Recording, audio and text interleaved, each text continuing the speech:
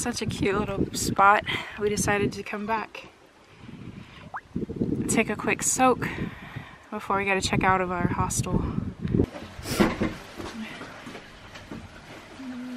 Make sure if you guys come here to take y'all's trash out. Look, people have left stuff here, and that's not good for the owner because he's gonna shut it down if nobody keeps up with the trash.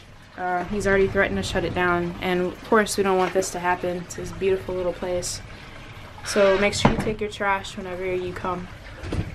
We're just checking out of our hostel. If you happen to be in this area, going near the geyser and the national park, I highly suggest you stay at this hostel. It was actually really, really nice. The private room was only like, I think it was 80 bucks or something like that, but it was worth it. Let me let you see what it looks like.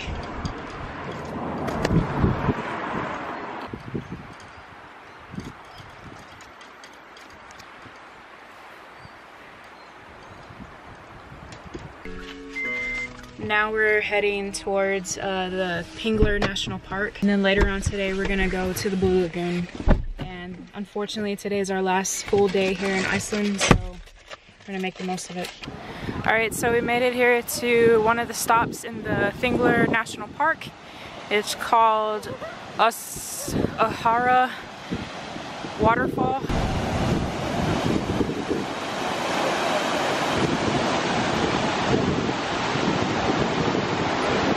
Okay, now we are here at the Almanjira or something like that. This is where the Game of Thrones was filmed. And then after that, we're gonna walk to the Silfra Fissure. You have to pay for the parking, but today the parking machines were not working, so we had to go to the visitor center and pay there. I don't really know what this place is. I think it's a gorge or something like that. I'm not really sure what it looks like, but we'll find out here in a second.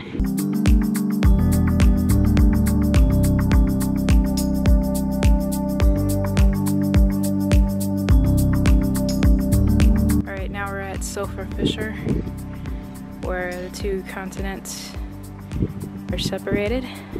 Look how clear that water is. I would love to do the snorkel, but we just don't have time.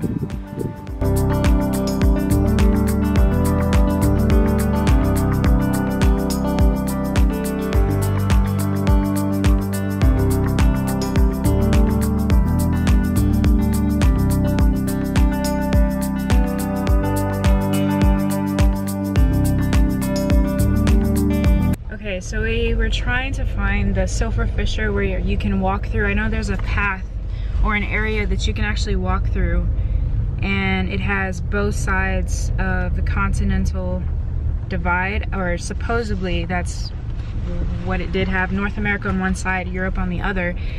But I ended up asking one of the instructors here that does the diving for the Silfra Fissure, and he ended up telling us that it's actually not possible to touch both sides because one mountain is on the other end, which is actually this mountain right here.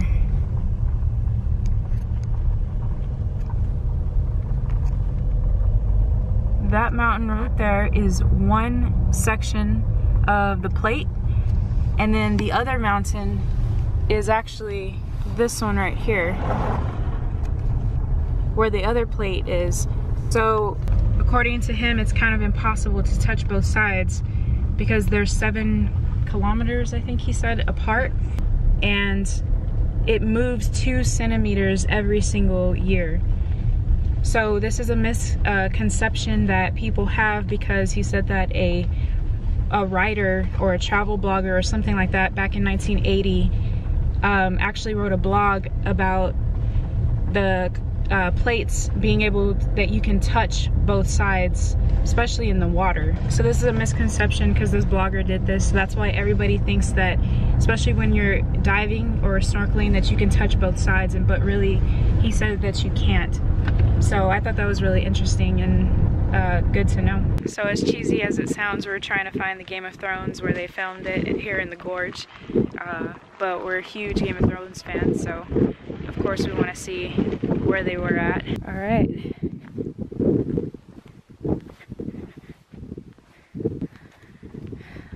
This is the start of the gorge. Oh, it is.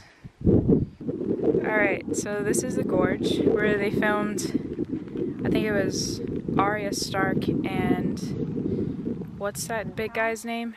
The Hound, when they were on the side of the mountain together and they got stuck together. But if you take the path, the paved path, all through there, it leads to the waterfall, which you can kind of see spitting out.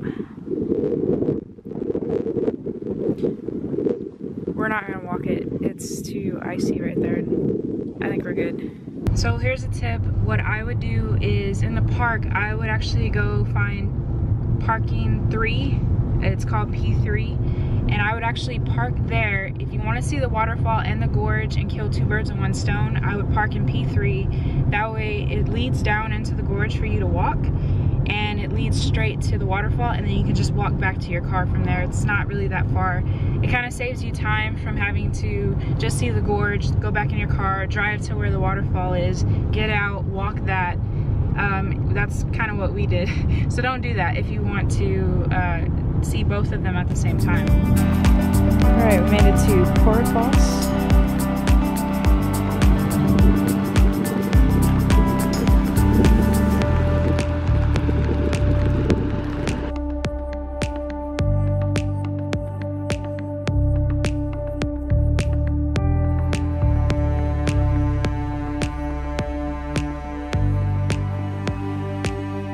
We made it back to Reykjavik, so now we're going to go and look for the hot dog stand that everybody loves to eat at. We're gonna go try it out. I think we're just gonna look around Reykjavik for a little bit, maybe check in our hostel, and then from there we're gonna head to the Blue Lagoon. Awesome, we found it. Got lost there for a second because the directions, of course, don't ever take us to the right place. Okay, that wasn't it. It's up here around the corner. I had to ask one of the good ladies. She said there's always a line, so hopefully not, because we're kind of in a rush. Yep, and there's a line. Dang it.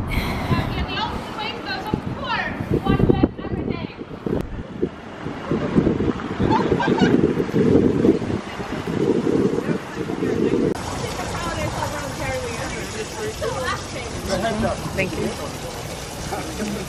And one other with everything? Yes.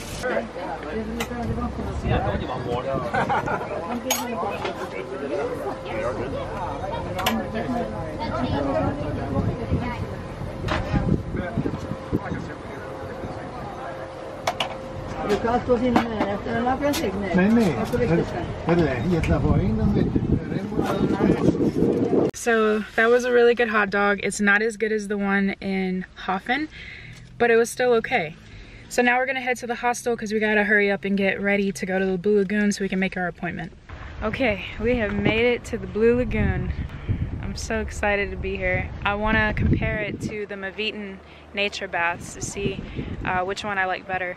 A lot of the locals like the Maviten better, I guess because they say this one's too touristy, but we'll see.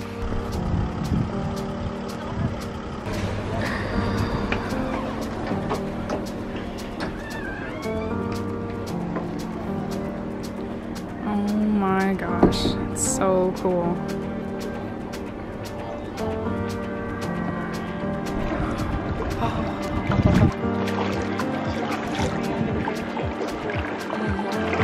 Dang, that feels good. Feels good. A lot warmer than oh, a lot warmer.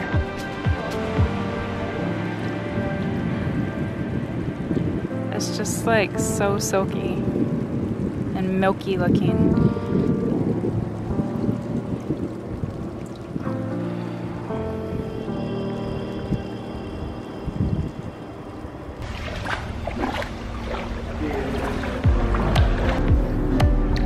Willkommen in der blauen Lagune, der Blue Lagoon. Laut dem National Geographic Magazine.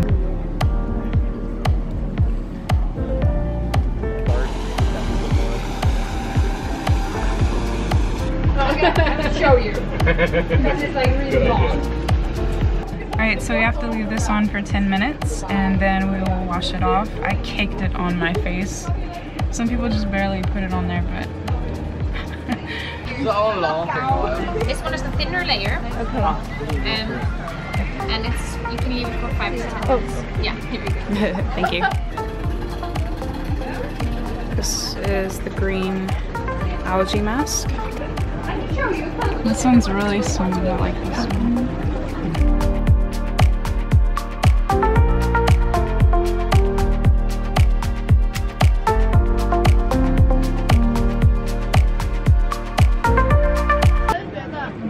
So they decided to take breaks here in the Blue Lagoon because the water gets so hot, which is kind of what we're experiencing right now. We're getting a little bit too hot. So we're gonna get out. I'm gonna put the camera up because I want to be able to enjoy the Blue Lagoon and not film the entire thing. So kind of give you a glimpse of what it was like, and I'm gonna put you up right now.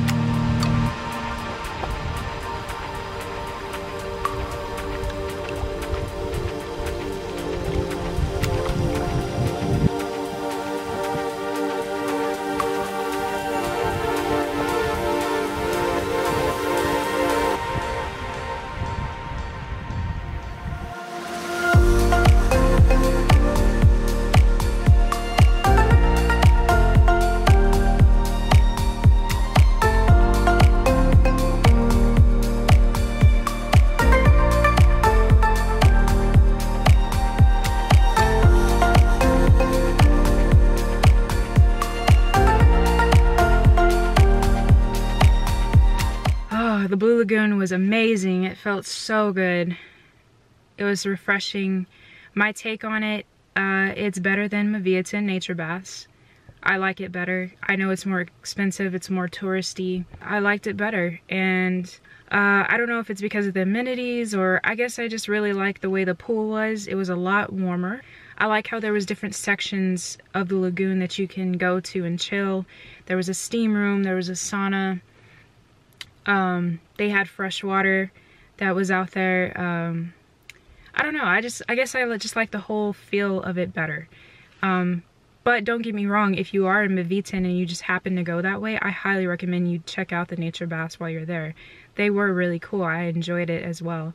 I'm so sad that this trip is over, and 8 days is not long enough to experience Iceland. We did the whole ring road, and we actually got and saw a lot, you know, in 7 days, and I'm actually pretty proud of us. We weren't rushing every site that we went to. We weren't really rushing. Took our time, and we would stay at least an hour or two in each place. So now I would love to come back and spend more time on the sites that I really enjoyed. I would like to do those over. And also I would like to check out the West Fjords. I've heard that they are absolutely stunning. So I am definitely coming back to Iceland. I highly suggest you guys do too. If you've never been, do come. So that is a wrap on Iceland.